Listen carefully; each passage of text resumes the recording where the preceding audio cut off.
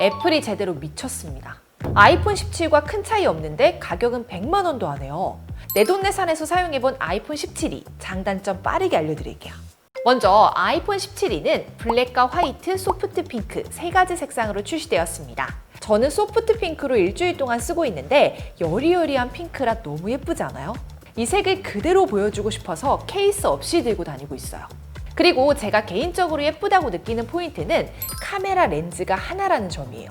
요즘 최신 폰은 최소 렌즈 2개의 카메라 섬까지 있는데 이건 하나라 깔끔해 보이더라고요. 사이즈도 컴팩트해서 한 손에 쏙 들어오고요. 무게는 170g으로 워낙 가벼운 편이라 장시간 누워서 사용하거나 길게 통화해도 팔이 아프지 않아요.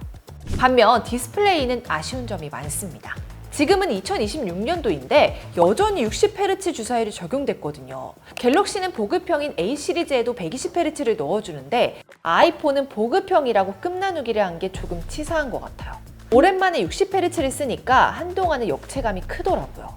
특히 웹툰이나 소설을 보고 있으면 화면이 끊기는 게 느껴져서 적응하기 꽤나 힘들었습니다. 그리고 아직 노치를 사용하는데요. 다이나믹 아일랜드는 앱 전환을 위해 왔다 갔다 할 필요가 없으니까 엄청 편하잖아요. 이 노치는 화면만 가릴 뿐 딱히 쓸모가 없습니다. 게임을 할 때 거슬리기만 해요. 게다가 AOD도 아직 지원하지 않아요. 간단하게 시간만 확인하고 싶어도 화면을 건드려야 해서 번거롭죠. 제가 가장 큰 문제라고 생각했던 건 최대 1200니트밖에 안 되는 밝기인데요. 반사방지 코팅이 들어가서 그런지 그나마 쓸만하긴 했는데 한여름에는 그늘이 아닌 이상 사용하기 힘들 것 같아요. 스마트폰에서 가장 중요한 성능은 아이폰 17 일반 라인과 동일한 A19 칩셋이 탑재되었는데요. 끝 나누기를 위해 GPU 코어가 하나 빠지긴 했지만 솔직히 사용할 때는 크게 체감되지 않더라고요. 실제로 배그를 돌렸을 때 5코어가 들어간 17 일반의 핑이 20mH인데 17E도 전혀 벼벅임이 느껴지지 않고 잘 돌아갔어요. 다만 배터리는 조금 아쉬운 편입니다. 평소에 인스타그램이나 유튜브를 자주 보는데 배터리가 생각보다 빠르게 줄어들더라고요. 특히 게임은 1시간만 해도 30%는 순삭이라 밖에서 하루 종일 사용하려면 보조 배터리 거의 필수라고 보시면 돼요. 대신 이런 단점을 상쇄할 만큼 정말 좋았던 건 드디어 17E도 맥세이프를 지원한다는 거예요. 16E는 보조 배터리를 사용해도 케이블을 치렁치렁 달고 다녀야 해서 불편했잖아요. 이제는 그냥 붙이면 되니까 훨씬 편하더라고요. 그립톡도 부착해서 사용할 수 있으니 훨씬 활용도가 높아요. 그래도 보급형이라 아쉬운 점이 있긴 합니다. 최근 출시된 스마트폰은 대부분 와이파이 7을 지원하지만 17E는 와이파이 6까지만 지원하기 때문이죠. 실제로 용량이 큰 게임을 다운받을 때 와이파이 7을 지원하는 아이폰 17보다 2배 정도 더 오래 걸리더라고요.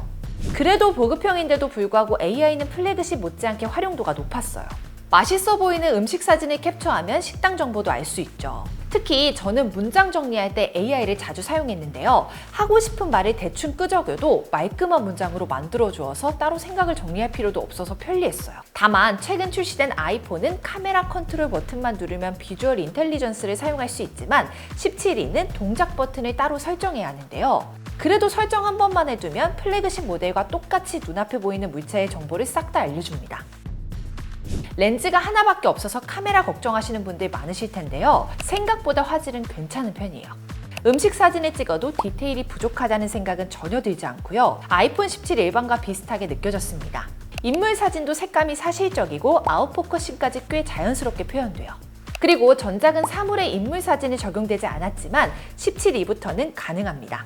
대신 인물이 아니라면 경계면이 자연스럽진 않더라고요. 최대 줌도 10배까지 가능한데 살짝 뭉개지기도 해요. 다른 모델과 비교했을 때는 조금 아쉬웠습니다. 자, 출시되자마자 바짝 써본 17E. 16E까지만 해도 99만 원은 비싸다는 의견이 많았거든요. 그런데 이번 17E는 같은 99만 원이지만 기본 용량이 128GB에서 256GB로 증가했으니 체감상 더 저렴해진 것 같아요. 게다가 17 일반과 동일한 칩셋과 최신 AI, 심지어 맥세이프까지 들어가서 나쁘지 않은 선택이라는 생각이 들었습니다. 대신 60Hz 주사율과 아직까지 노치를 써야 한다는 점을 참고해서 어떤 걸 사는 게 나한테 이득인지 따져보시는 거 추천드릴게요.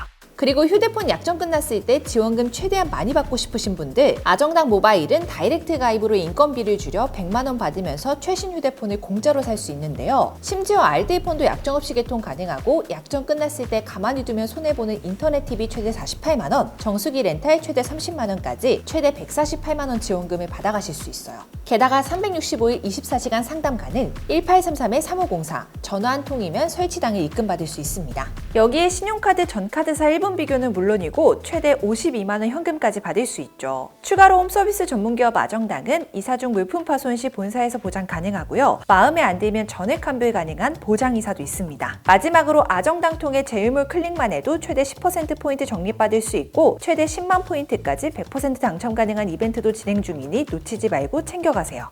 오늘 영상도 도움되셨다면 구독과 좋아요 꾹 눌러주시고요. 다음 영상에서 또 만나요. 안녕. 모든 혜택이 정당해지는 것. 세상을 아름답고 정당하게 아정당.